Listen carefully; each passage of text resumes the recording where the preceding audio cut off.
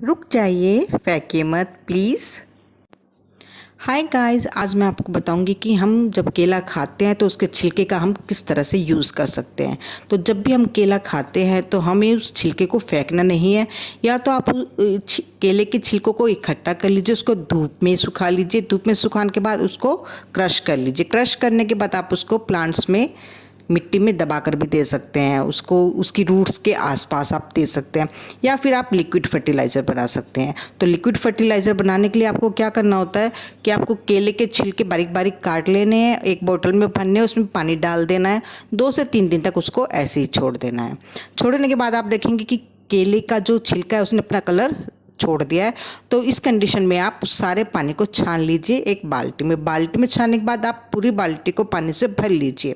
तो आपको एक लिक्विड हल्का सा लेमन से कलर का एक आपको लिक्विड घोल दिखाई देगा, जिससे आप अपने प्लांट्स में दे सकते हैं। तो इस तरह से आप वो लिक्विड फर्टिलाइज़र होता है बनाना का, जिसको हम बनाना पील फर्टिलाइज़र बोलते हैं, तो प्लांट्स के लिए बहुत ही बेनिफिट होता है। तो उसमें आप क्या कर सकते हैं कि आप हर प्लांट्स को उसको अच्छे से दे सकते हैं। तो मैं इसमें अपने अमरूद के प्लांट्स में दे रही हूँ, लेमन ट्री में, मैंगो ट्री में, ऑरेंज ट्री में, और बहुत सारे मेरी ट्री हैं जिसमें मैं अच्छे से फर्टिलाइज़र इसको मैं देती रहती हूँ, बनाना पील फर्टिलाइज़र।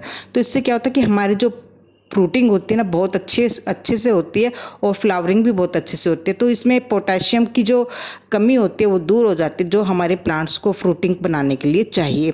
तो ये प्रक्रिया आप कभी भी कर सकते हैं, जब भी कभी आपके प्लांट्स में फ्रूटिंग होए उसी वक्त यह सब करना होता है।